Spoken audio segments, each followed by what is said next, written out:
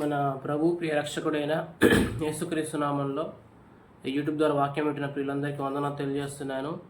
ప్రతిరోజు మరి ప్రవచించడం నిర్లక్ష్యం చేయకూడదు అనే వాక్య భాగాన్ని బట్టి యూట్యూబ్ ద్వారా ప్రతిరోజు వాక్యం అందించడానికి ప్రభు నాకు ఇస్తున్న కృపకే వందనాలు. అలాగే ఈ యూట్యూబ్ ద్వారా వర్తమానం వింటున్న ప్రియులందరికీ వందనాలు తెలియజేస్తున్నాను. ఈరోజు మరి పరిశుద్ధ గ్రంథం నుంచి ఒక 2 వాక్య భాగాలు చదువుకొని మనం ముందుకు వెళ్దాం. పరిశుద్ధ గ్రంథం నుంచి అపోస్తుల కార్యముల గ్రంథము 15వ అధ్యాయము. అపోస్తుల కార్యముల గ్రంథము 15వ అధ్యాయము 10వ వచనం అండి. 10వ వచనం. గనుక మన పితరులైనను మనమైనను మోయలేని కాడిని శిష్యుల మెడ మీద పెట్టి మీరెందుకు దేవుని శోధించున్నారు? ప్రభు అయిన యేసు కృపచేత మనం రక్షణ పొందుదుమని నమ్ముచున్నాము కదా, అలాగే వారును రక్షణ పొందుదురు అనెను.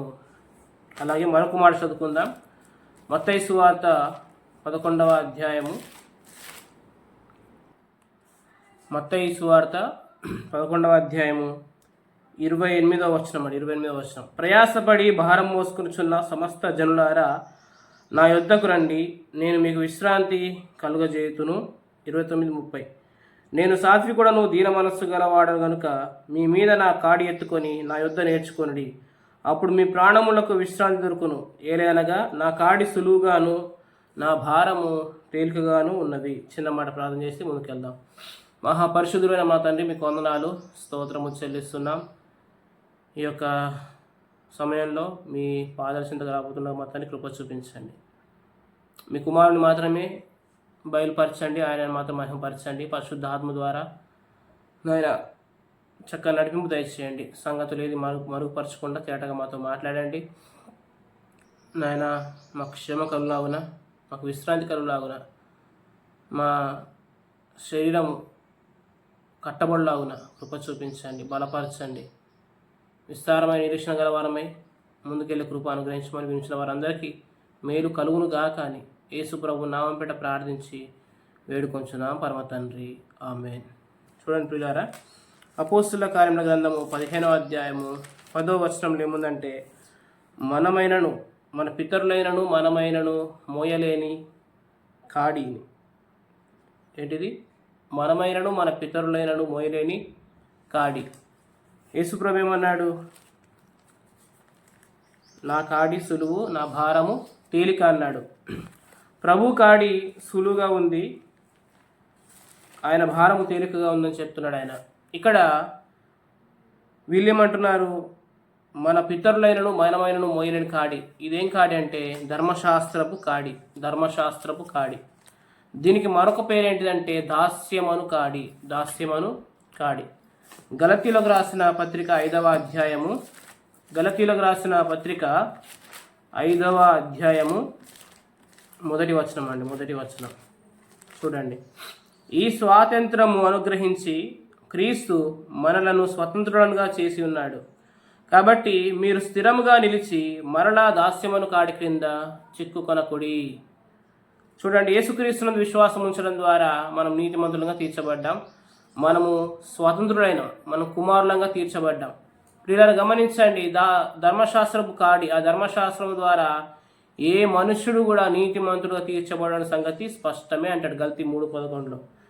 అలాగే 2వ అధ్యాయము 14వ వచనాన్ని చదువుకుందాం. 14వ వచనం. కాబట్టి ఆ పిల్లలు రక్త మాంసములు గలవారైనందున ఆ ప్రకారమే మరణం యొక్క బలము గలవారిని, అనగా అపవాదిని మరణము ద్వారా నశింపజేయుటకును జీవితకాలం అంతయు మరణ భయము చేత దాస్యమునకు లోబడిన వారిని విడిపించుటకును ఆయన కూడా రక్త మాంసములలో పాలువాడయ్యాడు. చూడండి, యేసుక్రీస్తు ప్రభువుని అంగీకరించకముందు ప్రతి ఒక్కరూ ఎలా ఉన్నారంటే మరణ భయం చేత ఉన్నారు, దాస్యానికి లోబడుతున్నారు.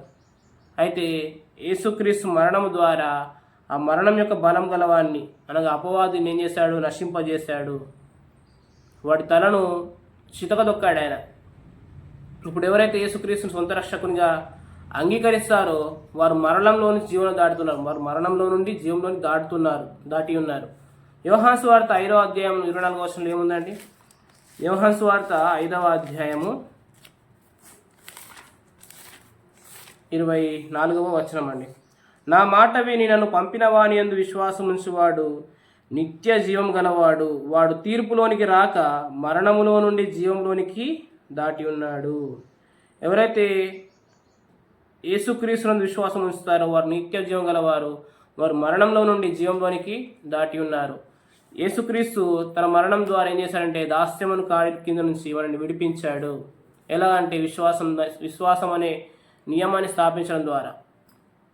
గమనించండి ప్రియులారా, రోమపత్రిక 10వ అధ్యాయంలో ఏముంటుందంటే ఒక మాట చదువుకుందాం.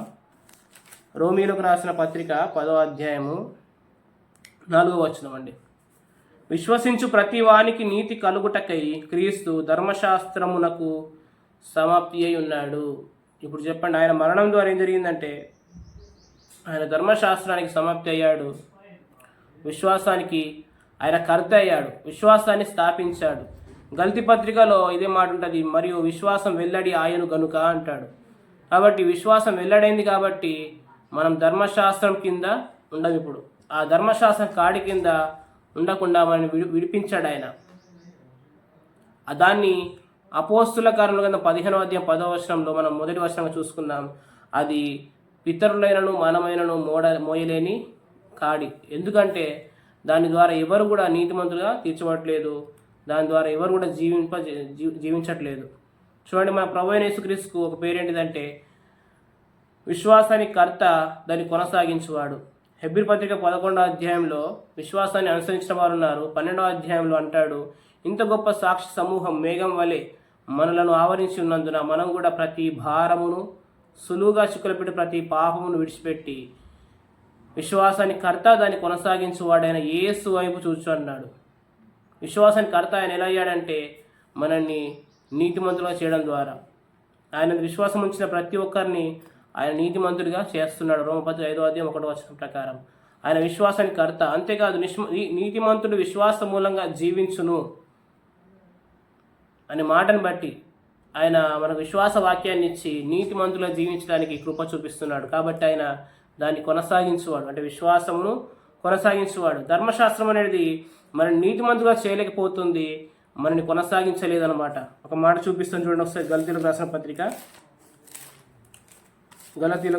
లేకపోతే చూడండి, గలతీయులకు రాసిన పత్రిక 3వ అధ్యాయం, గలతీయులకు రాసిన పత్రిక 3వ అధ్యాయం 21వ వచనం అండి. ధర్మశాస్త్రము దేవుని వాగ్దానములకు విరోధమైనదా? అట్లనరాదు.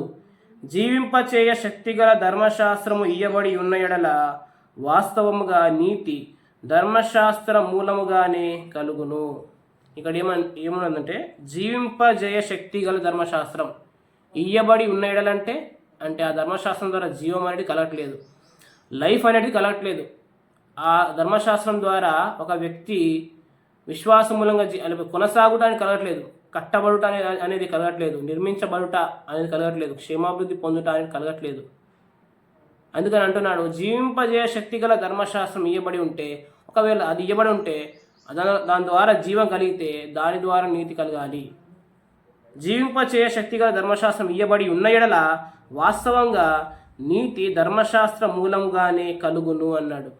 కాబట్టి ప్రియులారా గమనించండి, మన నీతి ఎలా కలిగిందంటే విశ్వాస మూలంన నీతి మొదలు తీర్చబడుతున్నాం, రోమా 3:21-24 ప్రకారం.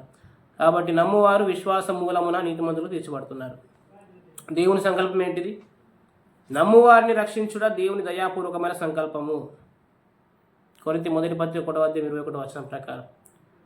కాబట్టి ప్రియులారా, ధర్మశాస్త్రం అనేది కర్త కాదు, ధర్మశాస్త్రం అనేది కొనసాగింపు కాదు. అందులో నీతి కలగట్లేదు కాబట్టి కొనసాగింపు లేదు. ప్రియులారా గమనించండి, మన ప్రభు విశ్వాసానికి కర్త, దాన్ని కొనసాగించేవాడు. ఆయన అంటున్నాడు, నా కాడి సులువు, నా భారము తేలిక అంటున్నాడు. మత్తయి సువార్త 5వ అధ్యాయము మరొక మాట చదువుకుందాం. లేకపోతే యోహాను సువార్త తీయండి ఒకసారి అందరూ. యోహాను సువార్త 14వ అధ్యాయము 13వ అధ్యాయం, క్షమించండి, యోహాను సువార్త 13వ అధ్యాయము 34వ వచనం. మీరు ఒకరినొకరు ప్రేమింపవలెను అని మీకు క్రొత్త ఆజ్ఞ ఇచ్చుచున్నాను. మనం ఒకరినొకరు ప్రేమించాలనేది క్రొత్త ఆజ్ఞ. అయితే ప్రభు ఏమంటున్నాడు ఇక్కడ, నేను మిమ్మును ప్రేమించినట్టే మీరును ఒకరినొకరు ప్రేమించండి అంటున్నాడు. ఇది కొత్త ఆజ్ఞ, ఇది ప్రభు మనకిచ్చిన ఆజ్ఞ, ఇది ప్రభు కాడి అనుకోవచ్చు. అయితే ధర్మశాస్త్రం అంతా ధర్మశాస్త్రంలో సారం ఏంటిది?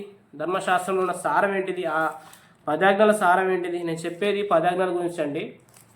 నేను చెప్పే ధర్మశాస్త్రం ఏదంటే దేవుని వాక్యం అనే ధర్మశాస్త్రం కాదు. ఇప్పుడు దావీదు చెప్పాడు కదా, దివారాత్రములు దాన్ని ధ్యానించేవాడు ధన్యుడు అని. నేను చెప్పేది ఆ లేఖనాలు అనబడే ఆ ధర్మశాస్త్రం చెప్పట్లేదు. నేను 10 ఆజ్ఞలు అనే ధర్మశాస్త్రం గురించి చెప్తున్నాను. చూడండి, రోమపత్రిక 13వ అధ్యాయము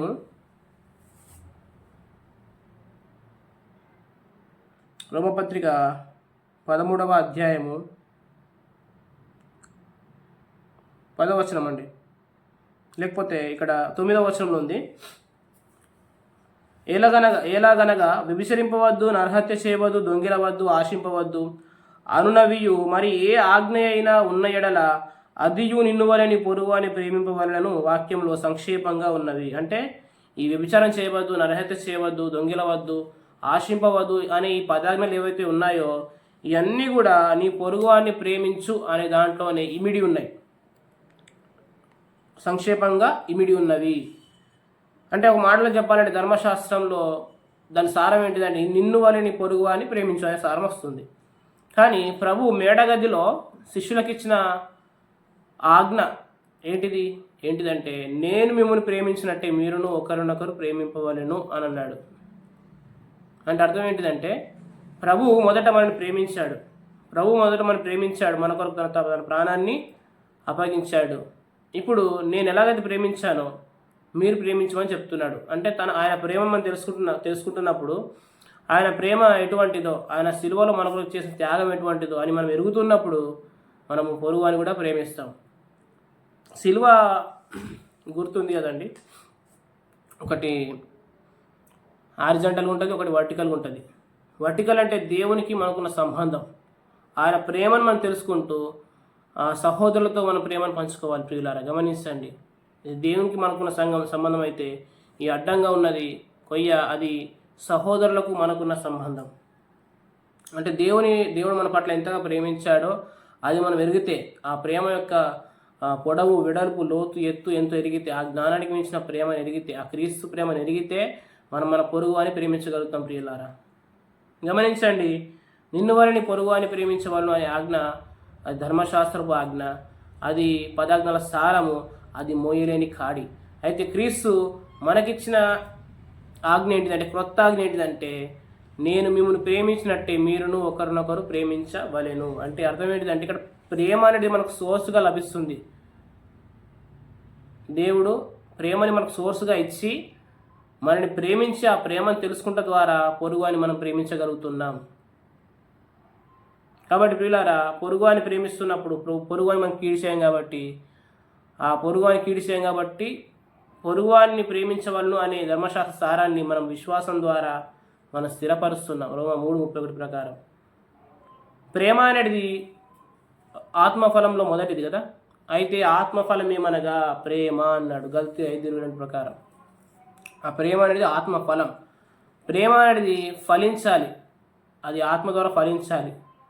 మన క్రియల ద్వారా కాదు, మన సామర్థ్యం ద్వారా కాదు, మన బలం చేత కాదు, అది దేవుని సహాయం ద్వారా మాత్రమే జరుగుతుంది.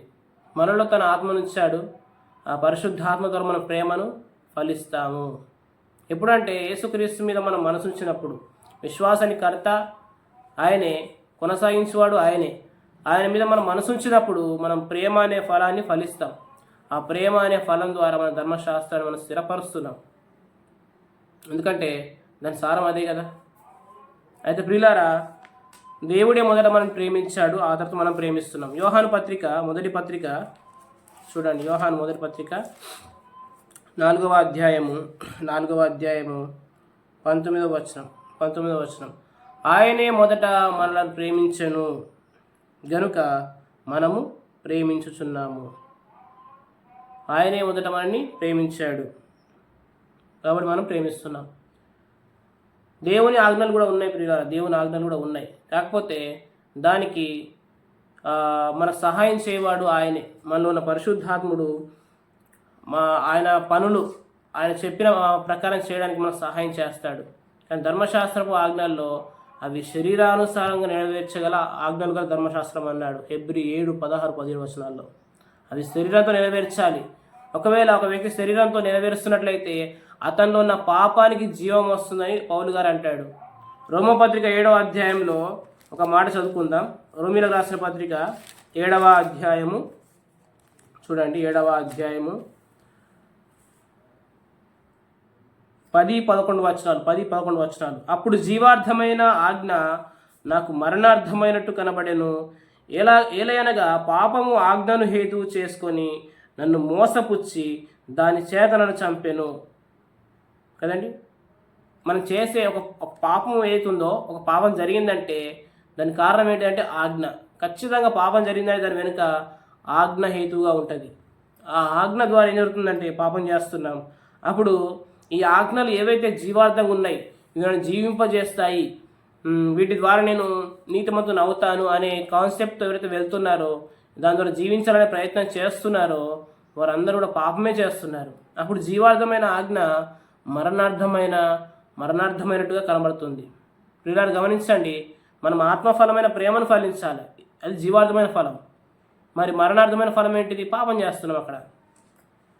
అందుకని గల్తీ పత్రిక 7వ అధ్యాయం 4వ వచనంలో ఏమంటాడంటే, కావున నా సహోదరులారా, మనము దేవుని కొరకు ఫలమును ఫలించినట్లు మృతులలో నుండి లేపబడిన క్రీస్తువును వేరొకని చేరుటకై మీరును ఆయన శరీరం ద్వారా ధర్మశాస్త్రం విషయమే మృతులైతిరి. ఇప్పుడు చెప్పండి, యేసుక్రీస్తు శరీరం అప్పగించబడడం ద్వారా మనం ధర్మశాస్త్ర విషయంలో ఏమైనా చనిపోయాం.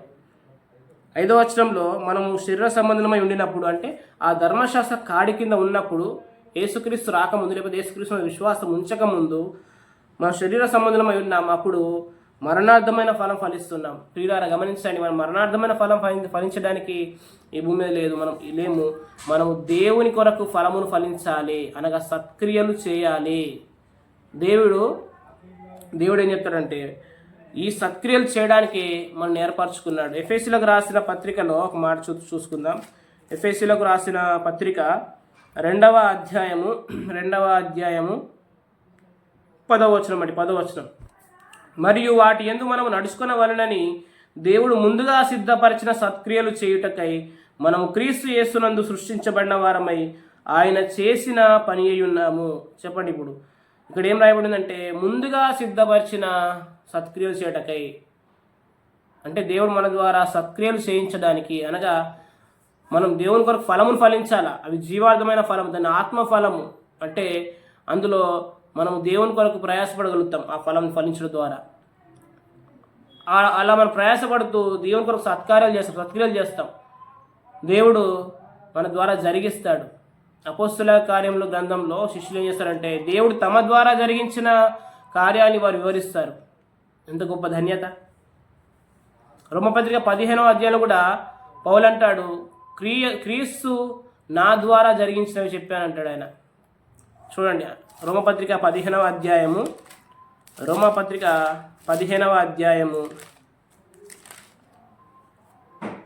19వ వచనంలో ఉంది, క్రీస్తు నా ద్వారా చేయించిన వాటిని గూర్చియే కానీ మరి దేనిని గూర్చి మాటలాడ తెగింపను. అంటే క్రీస్తు మన ద్వారా జరిగించాలి, మనం జరిగించడం కాదు. మనం జరిగిస్తే అవి కార్యక్రమాలు అవుతాయి. కానీ దేవుడు మన ద్వారా జరిగిస్తే అవి కార్యాలు అవుతాయి.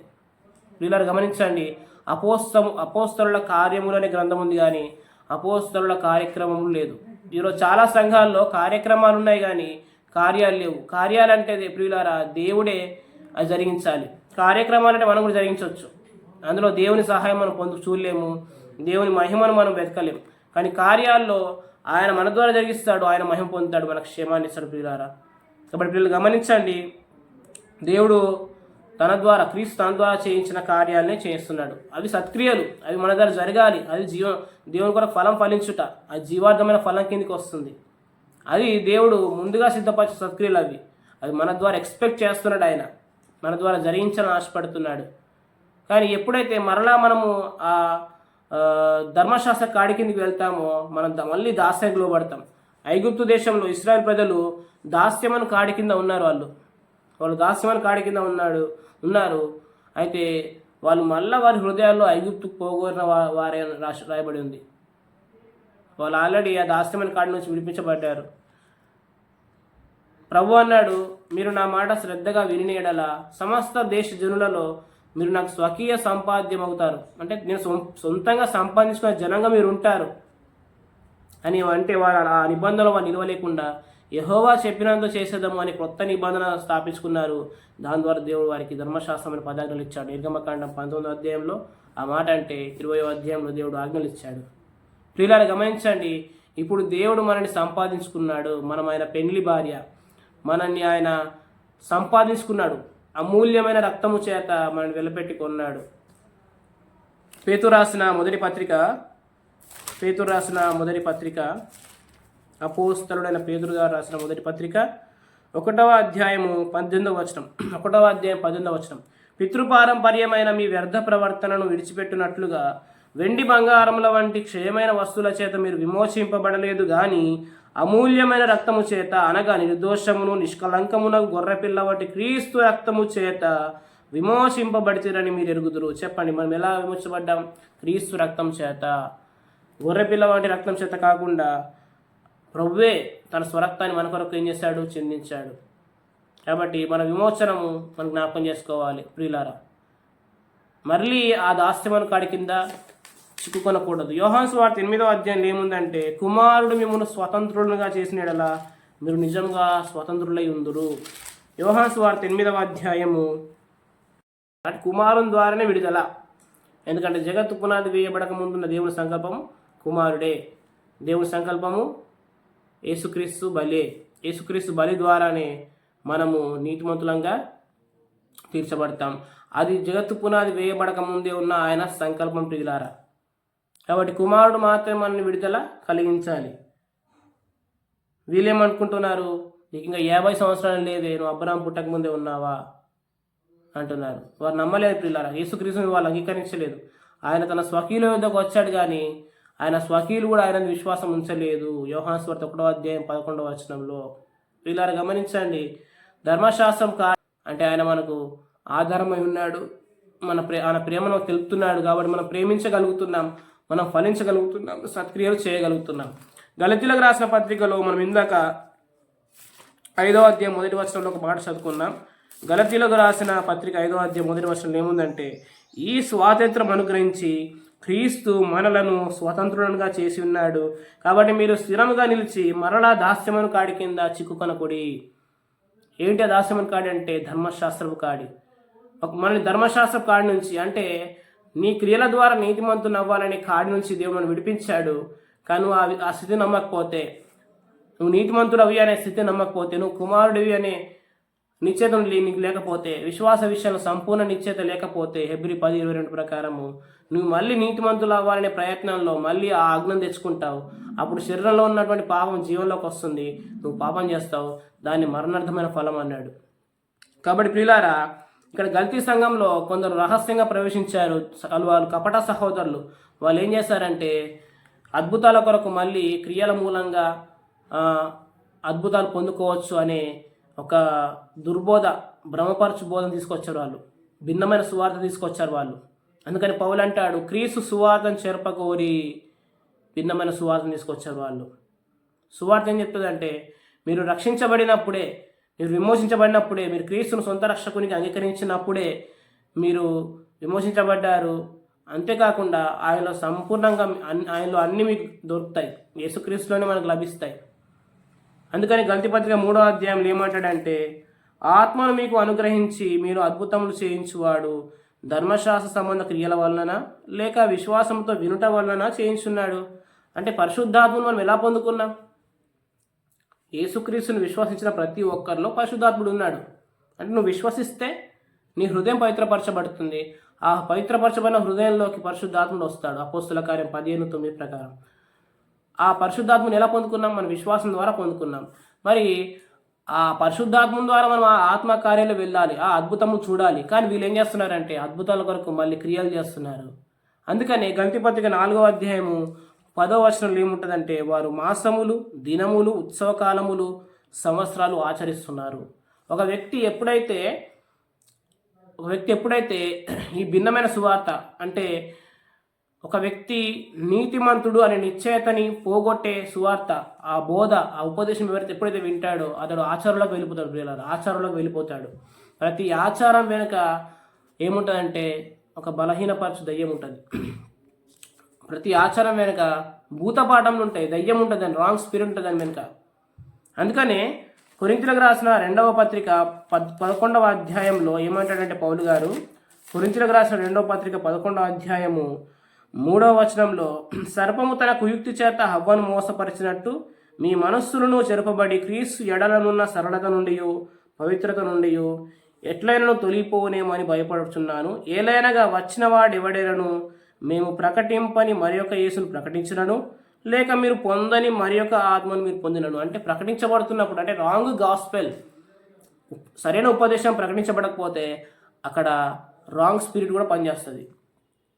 కాబట్టి ప్రియులారా, అప్పుడు మనం ఏం చేస్తామంటే ఆ బలహీనమైన మూలపాఠాల్లోకి, ఆ లోక మూలపాఠాల్లోకి, ఆ శరీర ఆచారాల్లోకి మనం వెళ్తాం. అప్పుడు మన మన జీవితంలో ఆచారాల ద్వారా మనం అద్భుతాలు వెతుకుతాం. అప్పుడు ఆచార సంబంధమైన భక్తి అవుతుంది, కానీ అది ఆత్మను అనుసరించిన యథార్థమైన భక్తి ఏనాటి కాదు. ప్రియులారా, గమనించండి, ఈ ధర్మశాస్త్రపు కాడిని అపవాది సులువుగా సంఘంలోకి తీసుకొస్తున్నాడు. ధర్మశాస్త్రము పాపానికి బలము. 1 కొరింథీ పత్రిక 15వ అధ్యాయము 56వ వచనం. అసలు ధర్మశాస్త్రం అనేది దేవుని చిత్తం కాదు. ప్రియులారా, గమనించండి, ధర్మశాస్త్రము ఇవ్వడం అనేది దేవుని చిత్తం కాదు. అందుకనే స్టెఫెను అపోస్తుల కార్యముల గ్రంథం 7వ అధ్యాయంలో తను చనిపోయే ముందు మాట్లాడుతూ ఇలా అంటాడు. అపోస్తుల కార్యముల గ్రంథము 7వ అధ్యాయం 53వ వచనంలో, దేవదూతల ద్వారా నియమింపబడిన ధర్మశాస్త్రమును మీరు పొందితిరి గాని దానిని గైకొనలేదని చెప్పాను. ఈ ధర్మశాస్త్రం ఎవరి ద్వారా ఇవ్వబడిందంటే దేవదూతల ద్వారా ఇవ్వబడింది. ఇక్కడ ఏమంటున్నాడు ఆయన, పొందితిరి కానీ దాన్ని గైకొనలేదు. ఇలా అనొచ్చు, దాన్ని గైకొనలేదు కాదు, గైకొనలేరు. ఎందుకంటే ఏ మనుషుడు కూడా తన క్రియల ద్వారా నీతిమంతుడని తీర్చబడలేదు. ఈ ధర్మశాస్త్ర సంబంధ క్రియల ద్వారా నీతిమంతుడని తీర్చబడ్డాడు అన్నాడు గలతీ 3:11లో, రోమా 3:20లో. కాబట్టి ప్రియులారా, మనము ఈ ధర్మశాస్త్రాన్ని జోలికి వెళ్తే మనం మళ్ళీ ఆ కాడి కిందకి వెళ్ళినట్టే, మళ్ళీ ఆ ఆచరణలోకి వెళ్తాం ప్రియులారా. అయితే ప్రియులారా, సంఘాల్లో ఈ ధర్మశాస్త్ర కాడి మోపితే ఏమవుతుందంటే విశ్వాసి ఆ భారాన్ని మోస్తూ ఉన్నాడు. అది సులువైన కాడి కాదు, అది భారమైన కాడి. కాబట్టి ఆ భారం ద్వారా అతని నడుము వంగిపోతుంది. ఇప్పుడు చూడండి, ఎద్దుల మీద కాడి పెట్టినప్పుడు అది బరువైన కాడి అయితే అది ఏం చేస్తుంది, ఎద్దు కిందికి వంగుతాయి అవి ఎద్దులు వంగిపోతాయి, వాడి మెడ వంగిపోతుంది. లూకాసు వార్తలో ఒక మాట చదువుకుందామండి. లూకాసు వార్త చూడండి, 13వ అధ్యాయము 10వ వచనం. లూకాసు వార్త 13వ అధ్యాయం 10వ వచనం. విశ్రాంతి దినమున ఆయన ఒక సమాజ మందిరంలో బోధించున్నప్పుడు 18 ఏండ్ల నుండి బలహీనపరచు దయ్యం పట్టిన ఒక స్త్రీ అచ్చట ఉండెను. ఆమె నడుము వంగిపోయి ఎంత మాత్రమును చక్కగా నిలవబడకు లేకుండెను. చూడండి, ఎన్ని సంవత్సరాల నుంచి? 18 సంవత్సరాల నుంచి. బలహీనపరచు ఆత్మ కింద ఫుట్నోలో రాశాడు.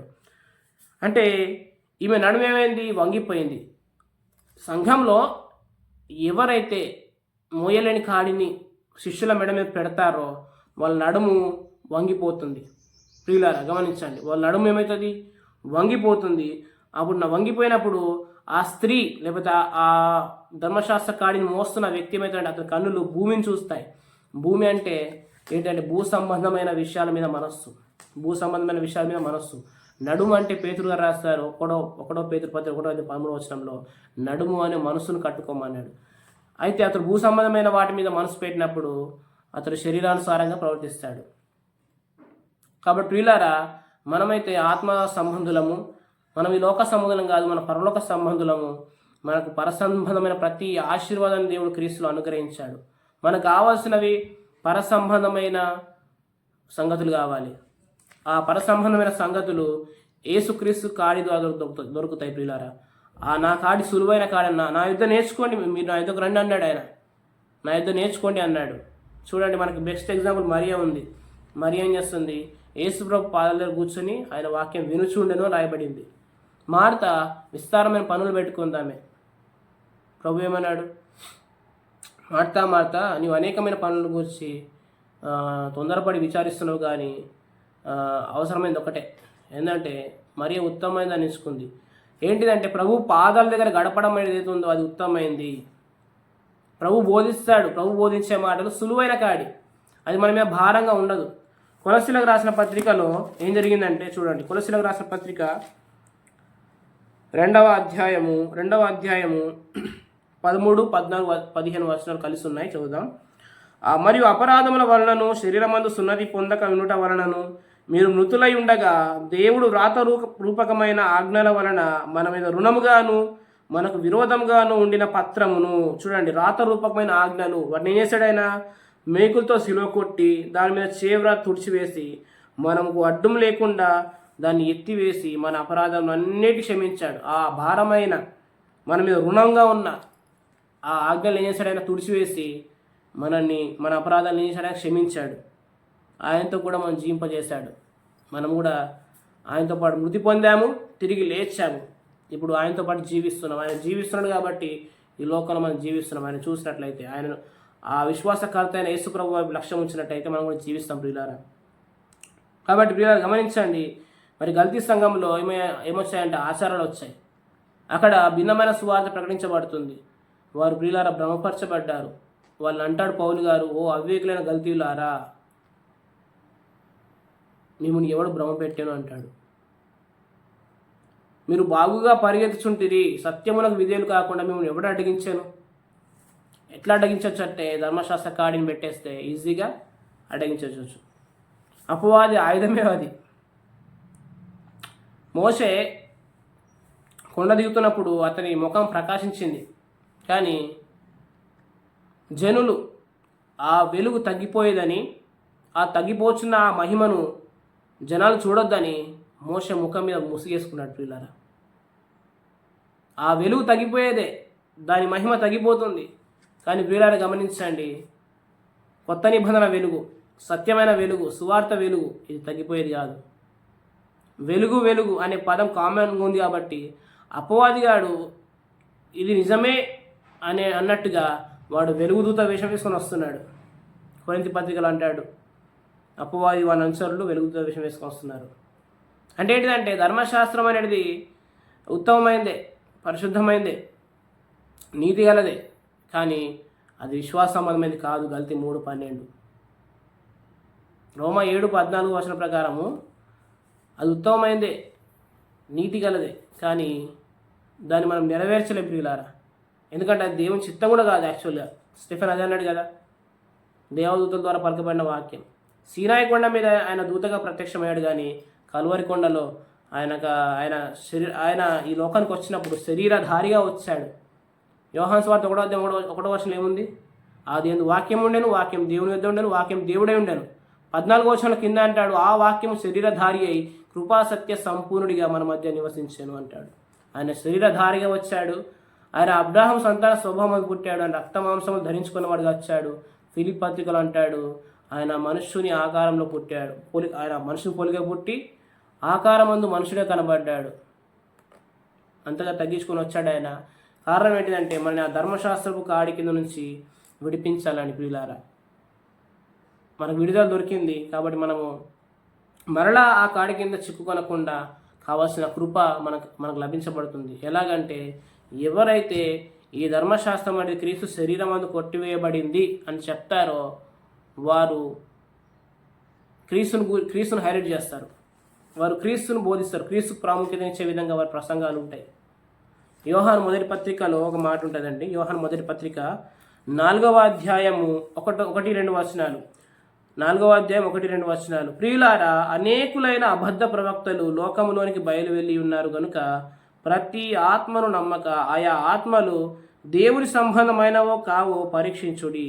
యేసుక్రీస్తు శరీరధారి అయి వచ్చనని ఏ ఆత్మ ఒప్పుకొనో అది దేవుని సంబంధమైనది, ఏ ఆత్మ యేసును ఒప్పుకొనదో అది దేవుని సంబంధమైనది కాదు.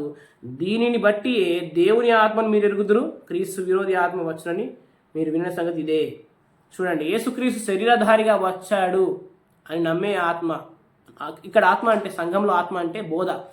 యేసుక్రీస్తు శరీరధారిగా వచ్చాడు అంటే అర్థం ఏంటంటే యేసుక్రీస్తు శరీరధారిగా వచ్చాడు, ఆ శరీరమందు ధర్మశాస్త్రం కొట్టివేశాడు అనేది మనం నమ్మాలి. ధర్మశాస్త్రాన్ని కొట్టివేశాడు కాబట్టి ఇప్పుడు మనకు కావాల్సింది ధర్మశాస్త్ర ఆజ్ఞను అనుసరించిన ఉపదేశం కాకుండా విశ్వాసానికి కర్త, దాన్ని కొనసాగించేవాడైన విశ్వాస వాక్యం రావాలి మన దగ్గరికి. కాబట్టి ఎవరైతే క్రీస్తు శరీరమందు ధర్మశాస్త్రం కొట్టివేయబడిందని చెప్తున్నారో వాళ్ళు క్రీస్తుని హైలైట్ చేస్తున్నారు. వారు క్రీస్తుని హైలైట్ చేసి క్రీస్తుని కూర్చున్న వచనాల భావాన్ని లేఖనాల నుంచి మనకు చెప్తారు. లూకా 24:27 వాళ్ళు క్రీస్తును మాత్రమే సిలువ వేయబడినట్టుగా క్రీస్తును మాత్రమే ప్రదర్శిస్తారు. 1 కొరింథీ 2:2 ప్రకారం, కొలస్సీ 2:2 ప్రకారం దేవుని మర్మమైన క్రీస్తును మాత్రం ప్రకటిస్తారు. అర్థమవుతుంది పిల్లారా? పౌలు అంటాడు కొరింథీ పత్రిక 1వ అధ్యాయంలో, నేను సిలువ వేయబడిన యేసుక్రీస్తును మాత్రమే ప్రదర్శిస్తున్నాను. ఎందుకంటే పిల్లారా ఆయనకు మాత్రం ప్రాముఖ్యత కలుగు నిమిత్తము అన్నిటిని ఆయనలోనే ఉంచాడు ప్రభు తండ్రి అయిన దేవుడు. కొలస్సీ 1:19 ప్రకారం ఆయనకు ప్రాముఖ్యత కలగాలి. ఆయన సులువైన కాడి, ఆయన ఆజ్ఞలు భారమైనవి కావు అని పిల్లారా. పౌలు గారు సంఘానికి కట్టడాలు అప్పగించాడు. ఏ కట్టడాలు అవి? మనం నెరవేర్చగలిగేవే, మనం ఆత్మ ద్వారా నెరవేర్చగలిగేవి. మనకు సహాయకుడు ఉన్నాడు, మన పరిశుద్ధాత్మలో ఉన్నాడు. పరలోకంలో ప్రధాన యాజకుడిగా యేసు మన పక్షాన ఉన్నాడు, ఉత్తరవాదిగా ఉన్నాడు. మన నీతి విషయంలో ఆరోపణ చేస్తున్నాడు, ఈ నా కుమారుడు నీతిమంతుడని. కాబట్టి ప్రియులారా గమనించండి, సంఘం అనే గృహంలో సేవకుడు మన పాదాలు కడగాలి. నీతి విషయంలో మనని సులువైన కాడికి తీసుకురావాలి ప్రతిసారి. కాబట్టి అప్పుడు మాత్రమే ఆ ప్రాణాలకు విశ్రాంతి కలుగుతుంది. అప్పుడు మాత్రమే మనము ఈ సంతోష సమాధానం మనము అనుభవిస్తాం ప్రియులారా. ఎందుకంటే మోయలేని కాడి మన మీద పడుతున్న కొలది మన నడుము వంగిపోతూనే ఉంటుంది. మనం భూ సంబంధమైన వాటి విషయాల్లో, ఈ శరీర సంబంధమైన విషయాల్లోనే వెళ్ళిపోతాం మనం. అప్పుడు పరలోకంలో ప్రభు మన కొరకు ఏదైతే సిద్ధపరిచాడో దానివైపు మనం మనసు పెట్టలేం. కొలస్సీ 3వ అధ్యాయం 1వ వచనంలో ఏముంటుందంటే, మీరు క్రీస్తుతో కూడా లేపబడిన వారైతే పైన వాటి మీదనే లక్ష్య పెట్టడం అంటాడు. పైన ఎవరున్నారు? క్రీస్తు దేవుని కుడిపార్శ్వం ఉన్నాడు. కూర్చున్నాడంటే రెస్ట్లో ఉన్నాడు. రెస్ట్లో ఉన్నాడంటే అర్థం ఏంటంటే ఆయన సమస్తాన్ని ముగించి కూర్చున్నాడు ఆయన. కాబట్టి హెబ్రీ 4వ అధ్యాయం ప్రకారము మనం ఆయన విశ్రాంతిలో ప్రవేశిస్తే మన పనులు కూడా ముగించినట్టుగా మనం చూస్తాం. ముగించబడతాయి కూడా. అది నమ్మండి, ఆమెను చెప్పండి, అవి జరుగుతాయి. దాన్ని సమాప్తమైన పని అన్నాడు. Finished work. యేసుప్రభు సిలువలో పలికిన మాట సమాప్తమైంది. ఆ సమాప్తమైన పనిలో, ఆ ఫినిష్డ్ వర్క్లో మనం ఉండగలుగుతాం ప్రియులారా. కాబట్టి మనం చెక్ చేసుకోవాలి, మన మీద మోపడుతున్న కాడి సులువైన కాడేనా, లేదా మోయశక్యం కానీ భారమైన బరువులేనా?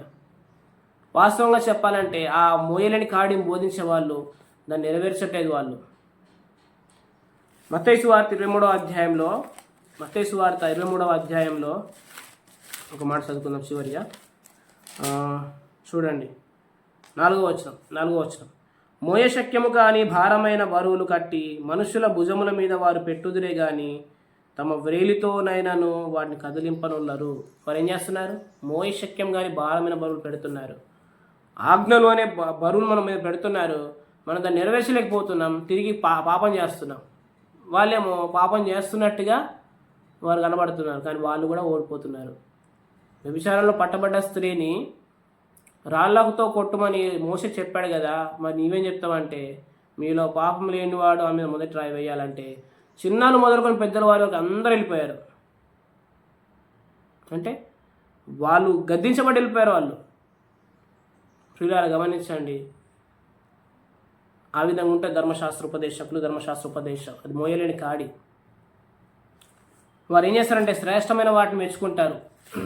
కొన్నిటిని శ్రేష్టమైన వాటిని మెచ్చుకుంటారు. ఎవరైతే తన సహోదరుడు అంటే బయటికి కనబడని పాపాలు వాటి విషయంలో వారు ఓడిపోతూనే ఉంటారు, కానీ బహిరంగంగా కొన్ని విషయాలు వారు మెచ్చుకుంటున్నారు, కానీ తన సహోదరుని ఆ విషయంలో తక్కువగా చేస్తున్నారు. అందుకని రోమపత్రిక 2వ అధ్యాయంలో ఏమంటాడంటే ఇక్కడ 18వ వచనంలో, ఆయన చిత్తమెరిగి ధర్మశాస్త్రమందు ఉపదేశం పొందిన వాడవై శ్రేష్టమైన వాటిని మెచ్చుకొనిచున్నావు కావా అంటాడు. దీని అర్థం ఏంటిదంటే మనం ఇలా చెప్పొచ్చు. మత్తయి సువార్త 5వ అధ్యాయంలో ప్రభు ఒక ఆజ్ఞను వివరిస్తూ ఇలా అంటాడు, వ్యభిచారం చేయవద్దని మాట మీరు విన్నారు కదా, ఒక స్త్రీని మోహం చూపుతో చూసిన ప్రతివాడు అప్పుడే తన హృదయమందు వ్యభిచారం చేస్తున్నాడంటే అంటే ఆ ధర్మశాస్త్రపు ఆజ్ఞ యొక్క స్టాండర్డ్ని ఎంతగా తగ్గించారంటే, వ్యభిచారం చేయవద్దు అనే ఆజ్ఞ అంటే ఫిజికల్గా ఆమెతో రిలేషన్లో ఎలాంటి పాపం చేయకుండా అనేది వీళ్ళు తీసుకున్నారు. కానీ వాస్తవంగా దాని అర్థం ఏంటిదంటే, మోహం చూపుతో చూసినా కానీ పాపమే అని అక్కడ ఆ ఆజ్ఞలో ఇమిడి ఉంది. ఆ ఆజ్ఞ సారం ఏంటిదంటే, నువ్వు మోహంతో చూపుతో చూడడం కూడా వ్యభిచారం చేయడమే దానికి వస్తుంది అని చెప్పాడు. అంతేగాని అది పాత నిబంధనలో చెప్పిన ఆజ్ఞ, లేకపోతే యేసుక్రీస్తు వచ్చాక క్రీస్తు అయితే మోహపు చూపులో చూడొద్దు అన్నాడు అనేది కాదు అక్కడ. ఆ ధర్మశాస్త్రపు ఆజ్ఞనే ఆయన విస్తరించి దాని అసలు అర్థం ఇదని చెప్పాడు ఆయన. కాబట్టి వీళ్ళారా, ఈ ధర్మశాస్త్రపు కాడి కింద ఎవ్వరు కూడా దాన్ని నెరవేర్చలేకపోతున్నారు వాళ్ళు.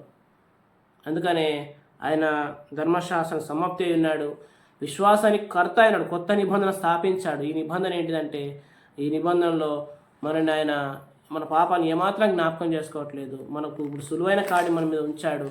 ఆయన ఆజ్ఞలు భారమైనవి కాదు, నా కాడి సులువు నా భారం తేలిక అన్నాడు. మనము నడుము వంగిపోయే స్థితిలో ఉండడానికి వీల్లేదు. ఎందుకంటే ఆ నడుము వంగిపోకుండా మన కృప అనుగ్రహించబడుతుంది పిల్లారా. ఎప్పుడైతే మనం ఆయన వైపు చూస్తామో ఆయన మనం కొనసాగిస్తాడు. మనలో ఉన్న ఆత్మ ద్వారా మనని యేసుక్రీస్తు పోలికలకు మారుస్తాడు. అప్పుడు మనం విశ్రాంతి అనుభవిస్తాం. ప్రయాసపడి భారం మోసుకొచ్చిన సమస్త జనులారా నా యుద్ధకు రండి. ఎందుకు రమ్మంటున్నాడు? మీరు ధర్మశాస్త్ర కాడి కింద ఉన్నారు, నేను విడుదలిస్తాను, ఇప్పుడు నా కాడి ఎత్తుకొని అంటున్నాడు ఆయన. ఆయన కాడి సులువు, ఆయన భారం తేలిక. నేను సాత్వికుడను, దీన మనస్సు గలవాడను కాబట్టి నా యుద్ధ నేర్చుకోండి, అప్పుడు మీ ప్రాణములకు విశ్రాంతి దొరుకును అన్నాడు. కాబట్టి పిల్లారా, ఇటు విశ్రాంతి మీరు 24/7 అనుభవించుతారు గాక. అటు కృప మీకు ప్రభు దయచేదు గాక. ప్రభు ఈ మాటను దీవించినాక చిన్న మాట ప్రార్థన చేద్దాం. కళ్ళు మూసుకున్నట్లయితే ప్రార్థన చేసి మనం ఇక వాక్యాన్ని మనం ముగించుకుందాం. మహాపరిశుద్ధులైన మా తండ్రి, మీకు వందనాలు, స్తోత్రం చెల్లిస్తున్నాం. ఏది మోయశక్యంగా మోయలేని కాడి, ఏది సులువైన కాడి నాయన, మీరు మా కొరకు సిలువలో విత్తబడ్డారు ప్రభువా. మరి మీరు మమ్మల్ని ప్రేమించారు, నేను మిమ్మల్ని ప్రేమించినట్టే ఆయన మీరును ఒకరినొకరు ప్రేమించుడి. ఆయన మీకు వందనాలు చెల్లిస్తున్నాం. మొదట మీరే మమ్మల్ని ప్రేమించారు ప్రభువా. మా తండ్రి నాయన, మీ పొరుగువారిని ప్రేమించగలుగుతున్నాం తండ్రి. మీ కృప మీకు వందనాలు చెల్లిస్తున్నాం. నాయన, సంఘాల్లో అపవాది నాయన ఈ మోయలేని కాడిని, ఈ ధర్మశాస్త్ర కాడిని తీసుకెళ్తున్నాడు, ప్రజల్ని ఆచరణలోకి తీసుకెళ్తున్నాడు. తిరిగి అతను పాపమే చేస్తున్నాడు, దయ్యంతో కలుస్తున్నాడు. నాయన మా ప్రభువా, అటు ఆచార సంబంధమైన భక్తి మేము చేయకుండా యథార్థమైన భక్తి అతను మేము చేసే కృప అనుగ్రహించండి. మీ పాదం వద్ద గడిపే కృప, మీ విశ్రాంతి అనుభవించే కృప మాకు ఇవ్వండి. మీ యొక్క సులువైన కాడి మాకు కావాలి మా తండ్రి. మీకు వందనాలు. ఆ కాడి కింద మేము ఉన్నాం ప్రభువా. మా తండ్రి, మాకు ఇంకా మా ప్రాణాలకు విశ్రాంతి అనుగ్రహించండి.